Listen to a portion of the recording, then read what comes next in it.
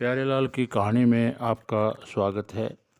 माता पिता के त्याग, बलिदान और भक्ति पर आधारित एक मार्मिक कहानी जिसका शीर्षक है राजा मोर ध्वज। एक राजा के 7 बेटियां थीं। उसने अपनी प्रत्येक बेटी से पूछा कि तुम किसके भाग्य का खाती हो। 6 ने कहा, पिताजी हम आपके भाग्य का खाती है। जो सबसे छोटी थी उसने कहा कि मैं तो अपने भाग्य का ही खाती हूँ। राजा को उस पर बहुत क्रोध आया। उसने अपनी 6 पुत्रियों की शादियां शाही ठाठ बाट से राजकुमारों से कर दी और सबसे छोटी वाली बेटी के लिए उसने अपने महामंत्री को आदेश दिया कि सुबह तुम्हें सबसे पहले जो भी मिले, मनुष्य, पशु, पक्षी, उसी से इसकी शादी कर दो। मंत्री को सबसे पहले एक मोर मिला तो उसी से उसकी शादी कर दी। भेंट स्वरूप उसे कुछ नहीं दिया।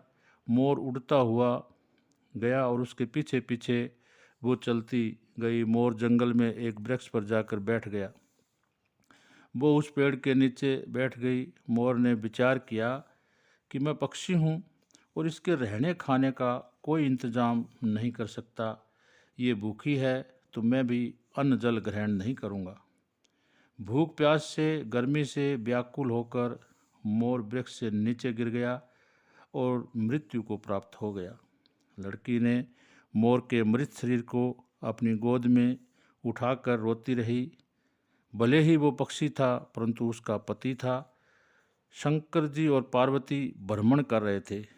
पार्वती ने उस अबला को विलाप करते हुए देखा और शंकर जी से आग्रह किया कि स्वामी इसका कष्ट दूर करो।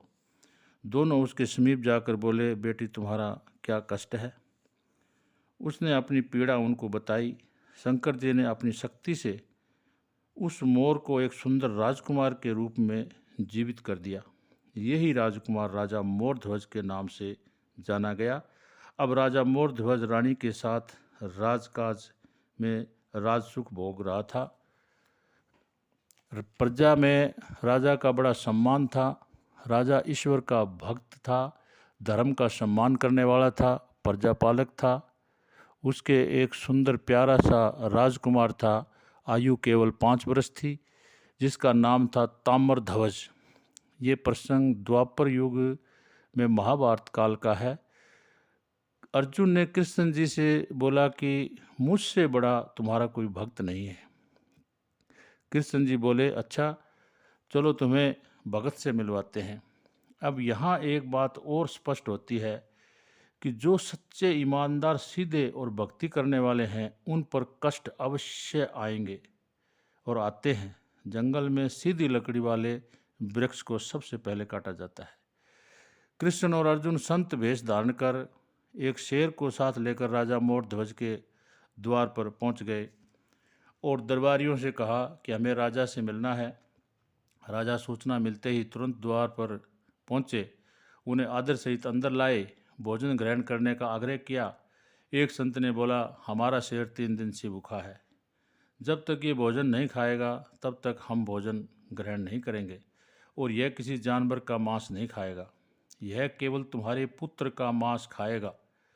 महाराज, ये क्या मांग लिया आपने?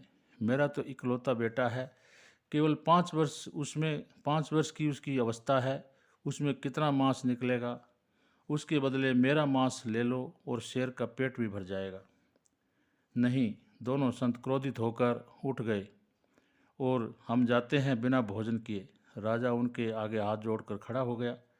महाराज, आप आसन ग्रहण करें, मैं आपकी इच्छा पूर्ति करूँगा। सुनो राजन, हमारी एक शर्त और है। तुम्हें अपने पुत्र को बीच में से चीरकर 2 हिस्सों में बांटना होगा। एक हिस्सा शेर खाएगा और आधा हिस्सा बचा हुआ तुम्हें अपने महल में रखना होगा। आरा एक तरफ से तुम खींचोगे और दूसरी तरफ से तुम्हारी रानी खींचेगी। ध्यान रहे, किसी की आंख से आंसू नहीं आना चाहिए, अन्यथा शेर मांस नहीं खाएगा। राजा महल के अंदर गया, रानी को सारी बात बताई। सुनते ही रानी चक्कर खाकर गिर पड़ी। अपने आप को संभाल कर बोली, हे स्वामी, आपने ये क्या किया? ऐसा वचन क्यों दिया? मेरा एक ही मासूम सा बेटा है, उसके लाड प्यार में ही मेरा दिन व्यतीत होता है। भला मैं उसके ऊपर आरा कैसे चला पाऊंगी? रक्त धारा बहेगी, मैं कैसे देख पाऊंगी? प्रिय, हमें ये वचन पूरा करना ही पड़ेगा। जाओ, बेटे को उठा कर ले आओ। रानी ने सोए हुए अपने जिगर के टुकड़े को जगाया और बेटे को छाती से लगाकर रोने लगी। माँ, तुम रो क्यों रही हो?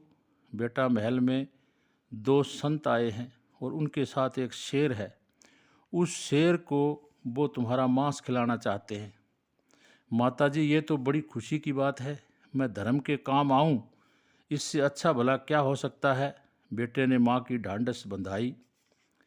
राजकुमार को संतों के सामने बैठा दिया गया।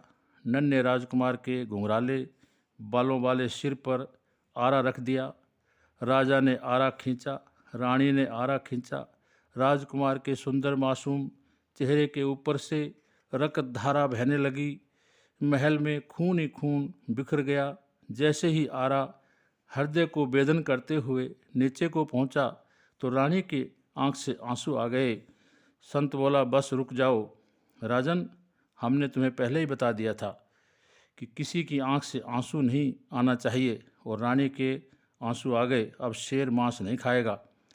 राजा हैरान रह गया कि बेटा भी गया और धर्म भी नहीं बच पाया। राजा ने रानी को देखा कि हमें तो जिंदगी भर रोना ही था, ये कार्य तो पूर्ण होने देती। तब रानी संत के सन्मुख गई और बोली, महाराज, मेरी आंख में आंसू ममता के वशीभूत होकर नहीं आए, बल्कि इसलिए आए कि यह शरीर 5 तत्वों से बना है। पूरा शरीर एक जैसा ही है। आधा शरीर तो शेर खा जाएगा और आधा महल में सड़ता रहेगा। इस आधे शरीर का क्या दोष है? ये तर्कपूर्ण विचार सुनने के बाद संत शांत हो गया। आधा शरीर शेर को दे दिया और आधा महल के कक्ष में रखवा दिया। अब संत ने भोजन के 5 थाल परोसने का आदेश दिया। राजा मोरध्वज ने कहा, महाराज, 2 आप और 2 हम, ये 5वां थाल किसके लिए? आपके पुत्र के लिए। महाराज, क्यों विनोद करते हो? मेरे पुत्र को आपके सामने ही शेर खा रहा है। राजन, आपने पुत्र को बुलाओ। राजा ने पुत्र को आवाज़ लगाई तो पुत्र दौड़ता हुआ आया। राजा ने बेटे को गले से लगा लिया।